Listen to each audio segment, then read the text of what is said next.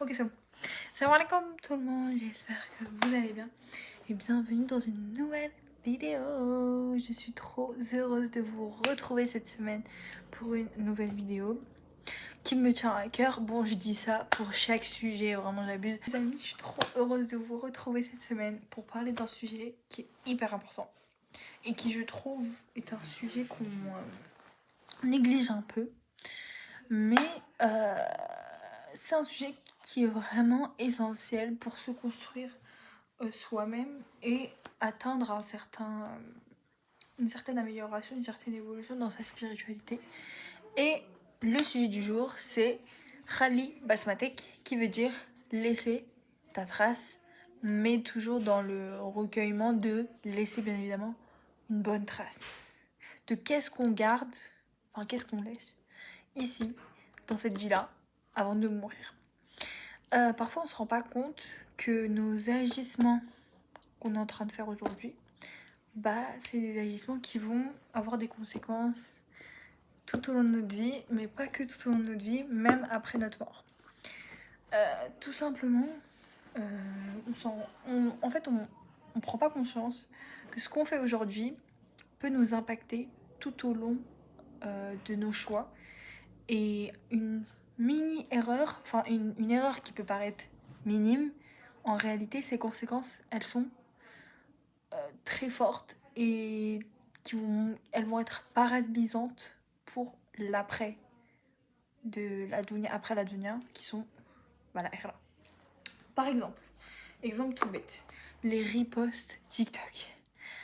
Souvent les gens ils repostent des trucs sur TikTok et souvent ces vidéos là, il y a de la musique, il y a des choses qui ne sont pas licites, et plus les gens vont regarder ton repost, plus il y a plus de personnes qui regardent ton repost, plus tu vas recevoir de péchés, et même après ta mort, parce que malheureusement il y a certains péchés qui ont même des effets après la mort, et inversement aussi il y a certaines bonnes actions qui vont avoir un effet même après ta mort.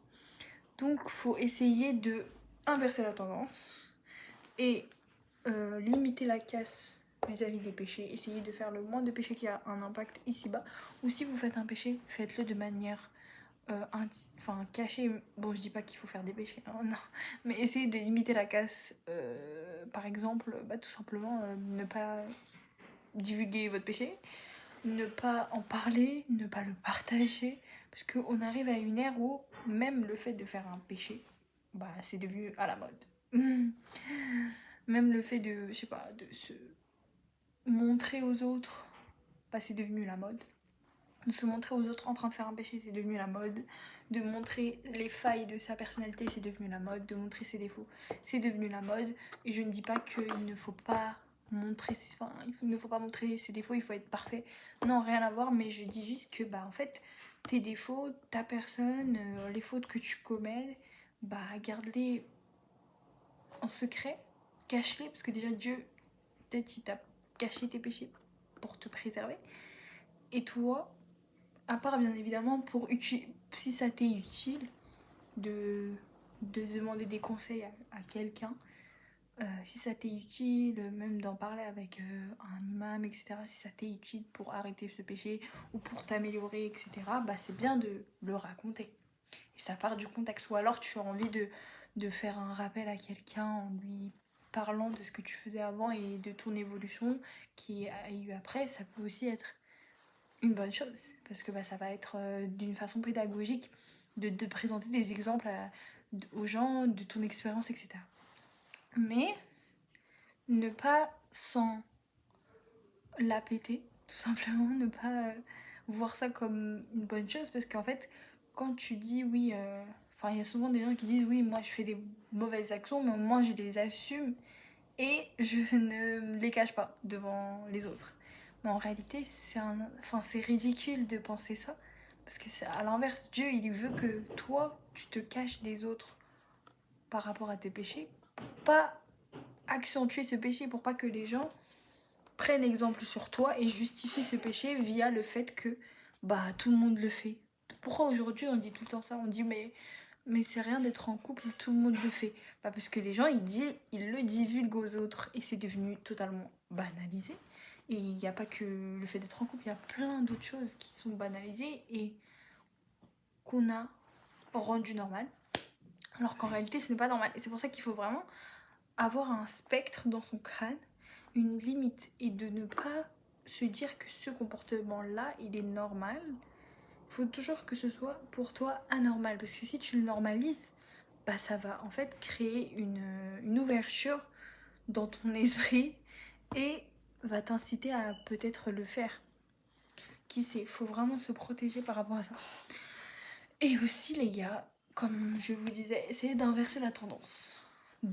À la place de divulguer vos péchés, de les banaliser, d'en parler comme ça fièrement, d'en avoir honte, d'essayer de limiter la casse, d'en parler que à vous et Dieu. Et cela ne veut pas dire que vous êtes hypocrite. Hein. Cela ne veut pas dire que vous êtes pas sincère envers les autres. Non, tout simplement. Ça veut seulement dire que vous protégez, vous préservez votre personne et vous préservez votre dignité. Parce qu'en fait, le fait de divulguer aux autres vos péchés, ce que vous faites, bah les autres ils vont avoir une autre image de vous et ils vont aussi peut-être, comme je vous l'ai dit, être incités par le fait que bah vu que vous le faites, c'est normal. Alors que non, c'est pas normal.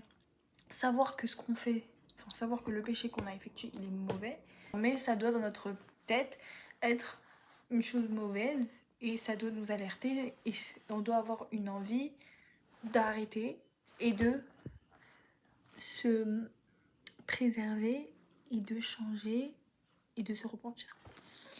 Mais toujours dans l'esprit que c'est ok de faire des péchés, mais c'est pas ok de les banaliser. C'est ok de faire des péchés, tout le monde fait des péchés, c'est ok, mais c'est pas ok de les banaliser et de les divulguer aux autres et d'être fier de ça en fait. C'est ridicule. C'est ridicule, ne sois pas fier de ça. À l'inverse, cache-les, genre, cache-les. Et Dieu, il t'a donné la capacité de les cacher. Et il t'a permis de les cacher, mais toi, tu t'enfonces dans ton trou tout seul. Donc évitez vraiment de divulguer vos péchés, que ce soit sur les réseaux sociaux, que ce soit autour de vous, dans votre entourage. Et essayez de limiter la casse. Parce que ça peut vous suivre. Et même dans ce que vous partagez, la musique, on se rend pas compte, une story, c'est énorme. C'est énorme. Tous les gens qui vont regarder, un péché en plus. C'est énorme. Il faut prendre en compte comme si c'était un seuil, un poids qui augmente. Donc évitez de faire ça. Vraiment, en plus c'est tellement futile en réalité quand on y pense. C'est tellement futile. Donc essayez vraiment de... Et même vérifiez vos reposts sur les réseaux sociaux, sur TikTok. Vérifiez bien que vous n'avez pas des reposts qui sont problématiques. Supprimez-les.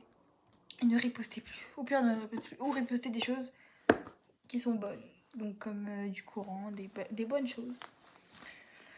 Et ensuite, la chose dont je voulais vous parler, c'est bien évidemment le fait que laisser une trace ici-bas, c'est aussi, ça peut être une mauvaise chose pour nous. Donc comme je vous l'ai dit par rapport au péché, qu'on laisse et à l'image qu'on laisse de nous aux autres. Et deuxièmement, ça peut être aussi une bonne chose. Le fait de laisser sa trace ici-bas peut nous avantager si on a montré tout au long de notre vie que notre seul objectif c'était d'adorer Allah. Peu importe ce que les autres, ce que ta vie, ce que ton entourage te dira, t'as toujours eu comme essence et comme envie de satisfaire Allah.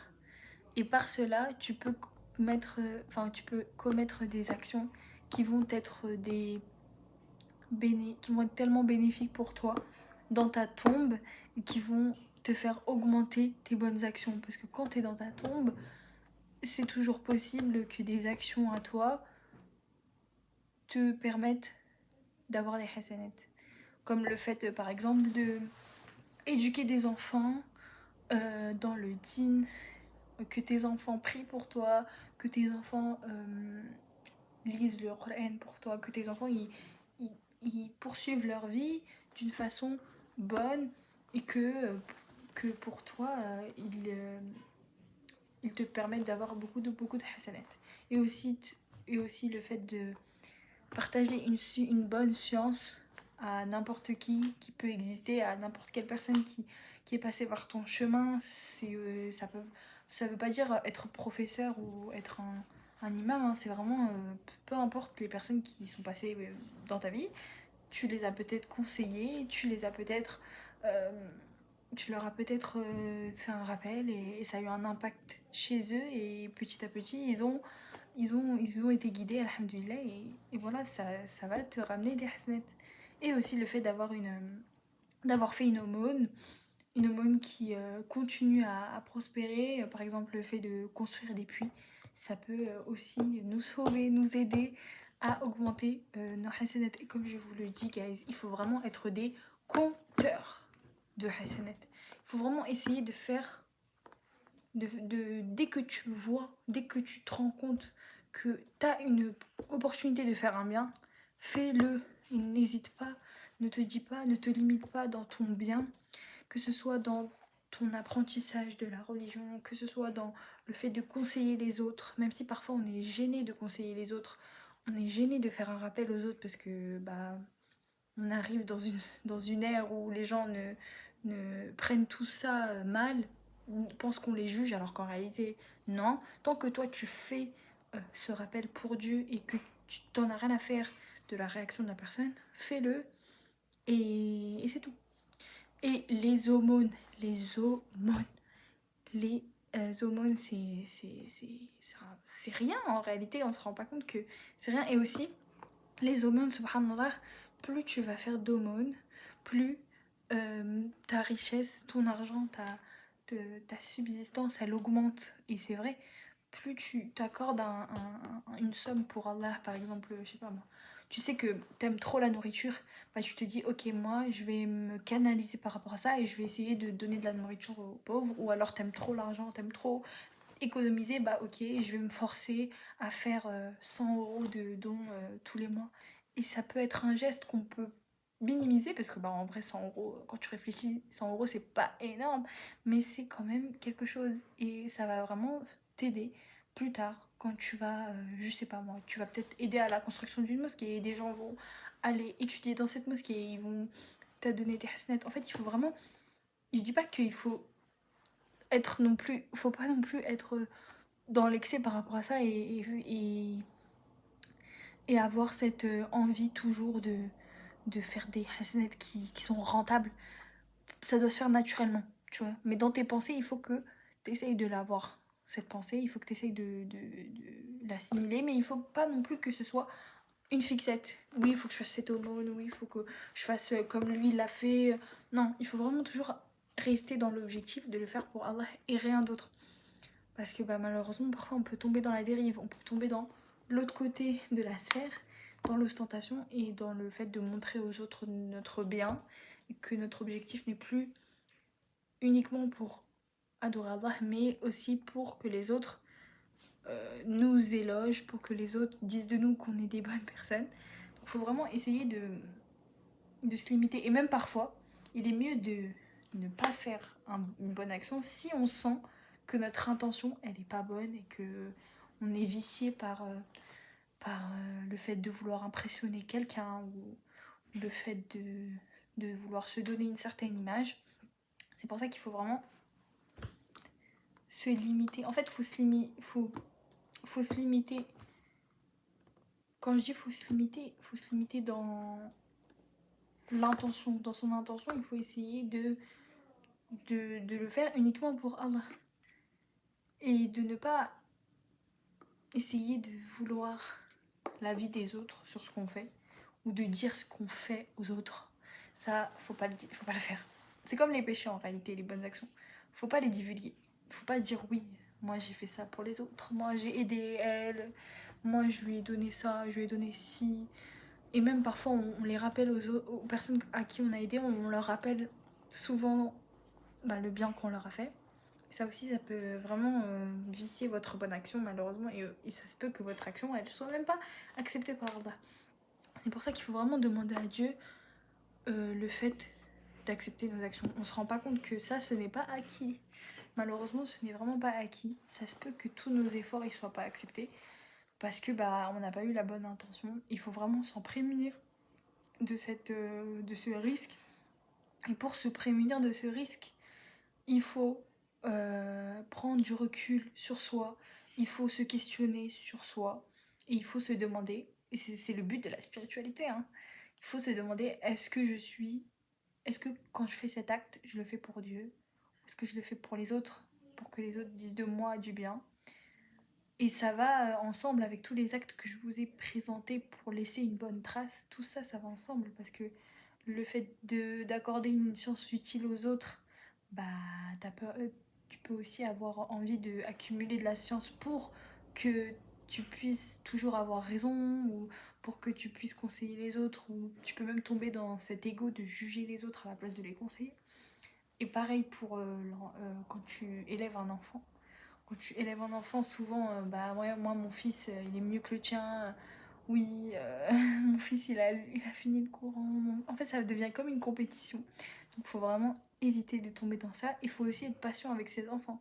Se dire qu'en fait, tes enfants, c'est Dieu qui décide s'ils ils seront guidés ou pas. Toi, tu fais ta part du travail. Mais après, le reste, c'est Dieu qui décide. Et tes enfants, ce ne sont pas tes objets. Ce ne sont pas ta propriété. C'est des êtres humains à part entière. Toi, tu les éduques et puis c'est tout. Tu fais ta part. Mais en réalité, c'est Dieu qui va décider pour eux s'ils seront guidés ou non. Et je sais que ça peut être compliqué d'avoir cette prise de conscience. Que c'est pas entre nos mains, en fait, la guidance de nos enfants. Elle est pas entre nos mains. Et ça peut être difficile de réaliser ça.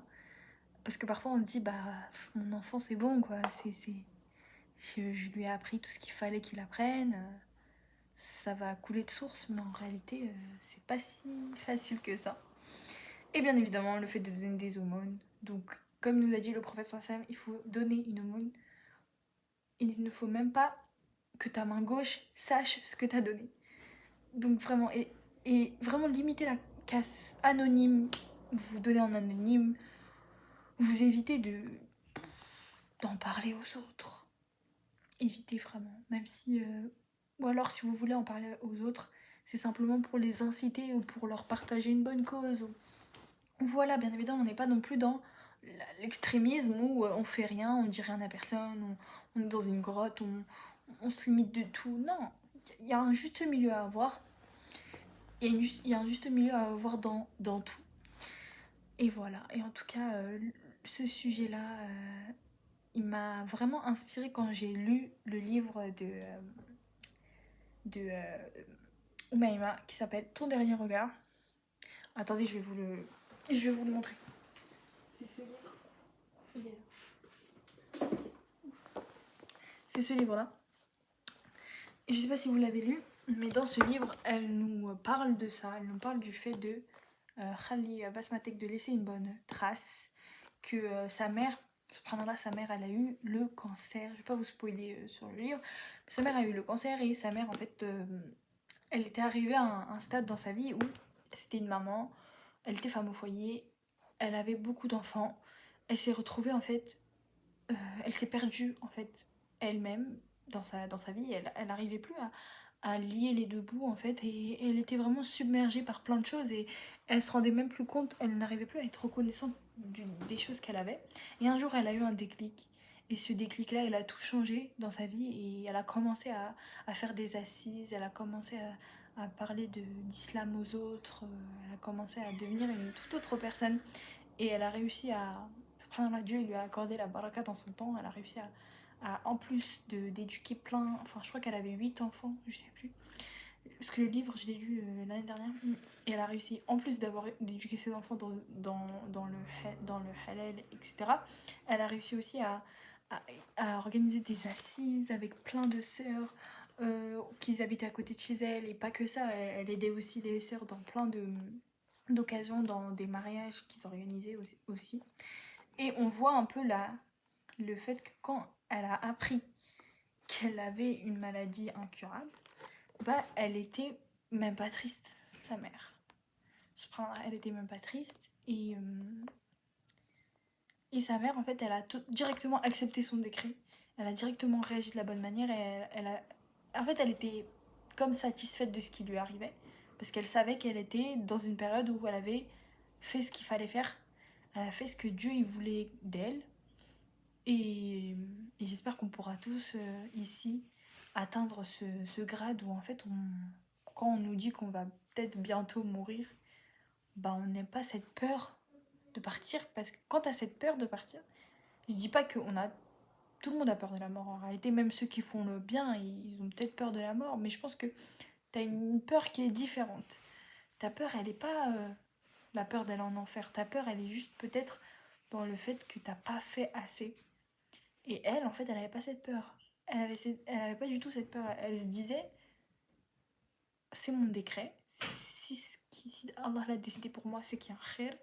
Et elle a directement compris que tout cet élan de baraka qu'elle a eu, toutes ces bonnes actions qu'elle faisait, et bah elle les a fait et elle en a été fière et elle était contente de se dire que bah maintenant elle peut entre guillemets partir en étant satisfaite parce que elle aura laissé une bonne trace et les gens autour d'elle ils lui disaient ça, tu vois, les gens autour d'elle, les gens qu'elle a aidés, ils lui disaient ça. Et subhanallah, aujourd'hui, sa fille, elle a écrit un livre sur elle pour pour vous montrer qu'en fait, tous les gens qui vont lire son livre, tous les gens qui vont écouter son histoire, et ben elle va peut-être les impacter. Et moi, c'est ce qui m'est arrivé, j'ai été impactée par ce livre, alors que cette dame, je ne la connais pas.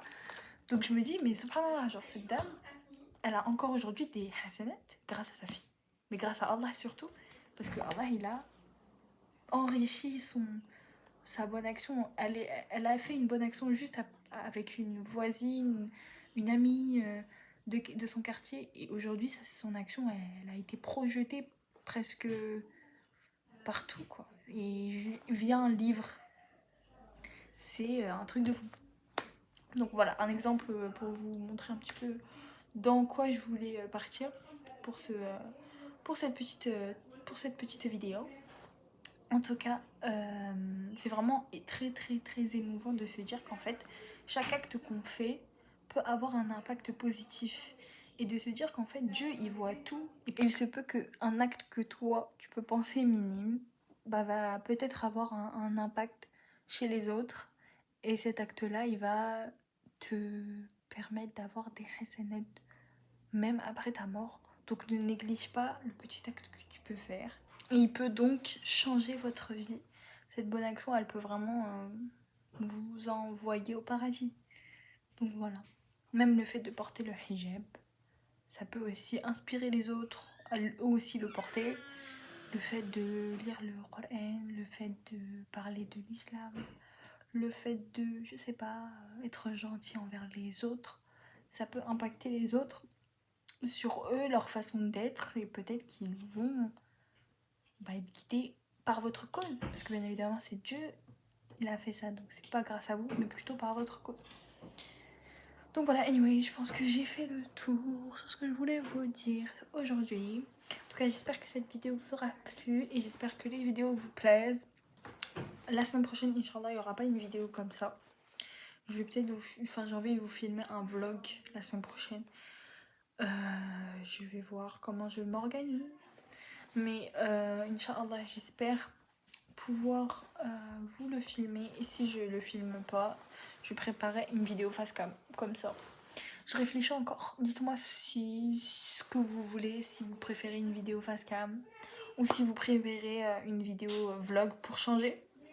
Donc voilà, qu'Allah vous préserve et qu'Allah me pardonne si j'ai manqué de justice ou de justesse dans mes propos. Love you guys. Et à la semaine prochaine, Inch'Allah.